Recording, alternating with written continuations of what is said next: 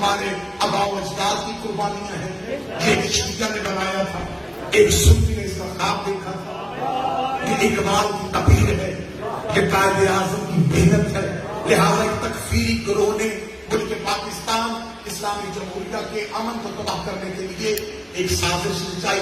ایک قومی اسمبلی سے ایک بل پاس کروایا گیا, پھر اس کو سینٹ سے پاس کروایا گیا.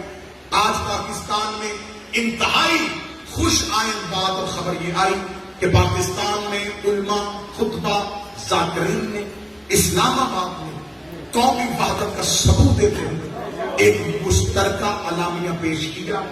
میں بے شک پاکستان سے باہر تھا, روابط میں تھا, علماء کرام کے ساتھ بھی, ذاکرین عظام کے ساتھ بھی.